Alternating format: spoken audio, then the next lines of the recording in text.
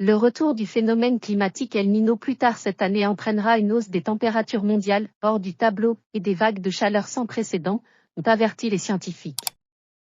Les premières prévisions suggèrent qu'El Niño reviendra plus tard en 2023, exacerbant les conditions météorologiques extrêmes dans le monde entier et rendant, très probable, que le monde dépasse 1,5 degré Celsius de réchauffement. L'année la plus chaude jamais enregistrée, 2016, a été provoquée par un El Niño majeur. Il fait partie d'une oscillation naturelle entraînée par les températures océaniques et les vents dans le Pacifique, qui basculent entre El Niño, son homologue plus frais la Niña et des conditions neutres. Les 3 dernières années ont vu une série inhabituelle d'événements la Niña consécutifs. Cette année devrait déjà être plus chaude que 2022, que les ensembles de données mondiaux classent comme la 5e ou la 6e année la plus chaude jamais enregistrée. Mais El Niño se produit pendant l'hiver de l'hémisphère nord et son effet de réchauffement prend des mois à se faire sentir, ce qui signifie que 2024 est beaucoup plus susceptible d'établir un nouveau record de température mondiale. Les gaz à effet de serre émis par les activités humaines ont fait grimper la température mondiale moyenne d'environ 1,2 degré Celsius à ce jour.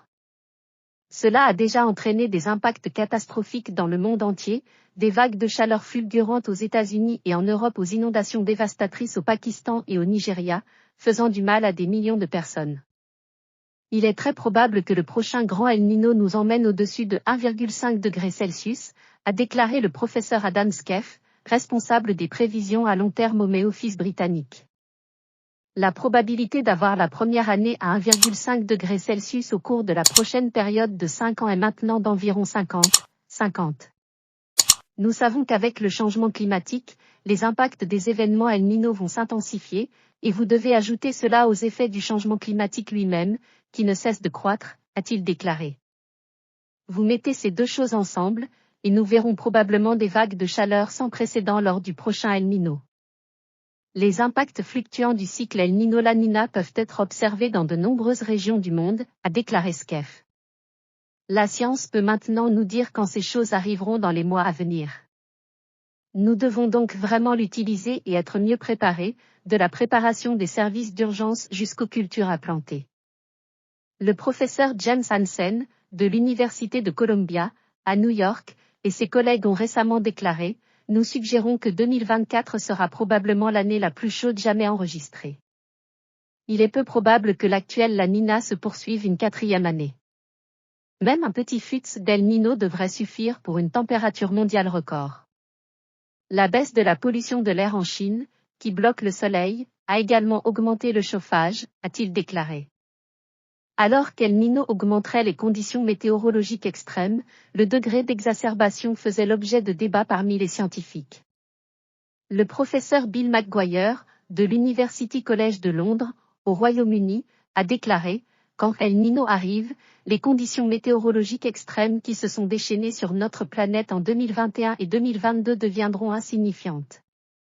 Alors que le professeur Tim Palmer, de l'Université d'Oxford, a déclaré: la corrélation entre les conditions météorologiques extrêmes et la température moyenne mondiale n'est pas si forte, mais les effets thermodynamiques du changement climatique vont rendre les anomalies que nous obtenons d'une année El Niño juste que plus extrêmes.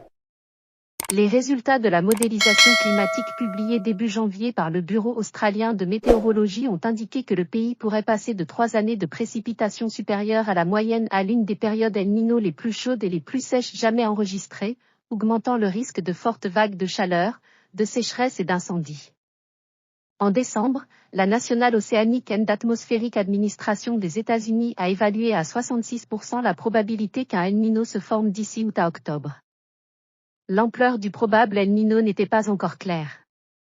Le professeur Andy Turner, de l'Université de Reading, a déclaré: de nombreux modèles de prévision saisonnière suggèrent l'arrivée de conditions El Niño modérées à partir de l'été 2023.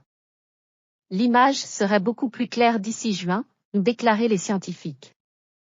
Le phénomène El Niño-La Niña est la principale cause des différences de temps d'une année à l'autre dans de nombreuses régions. Pendant les années La Niña, les alizés du Pacifique d'est en ouest sont plus forts, poussant les eaux de surface chaudes vers l'ouest et attirant des eaux plus profondes et plus fraîches à l'est.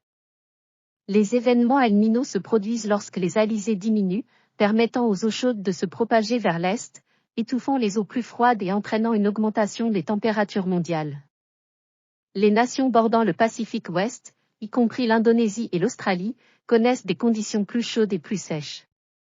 Vous avez tendance à avoir beaucoup de sécheresse, beaucoup d'incendies de forêt, a déclaré Skef, bien que la Chine puisse subir des inondations dans le bassin du Yangtze après le grand El Niño.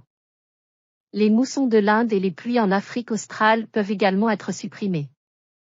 D'autres régions, telles que l'Afrique de l'Est et le sud des États-Unis, qui ont toutes deux souffert de sécheresse récentes, peuvent recevoir plus de pluie et d'inondations.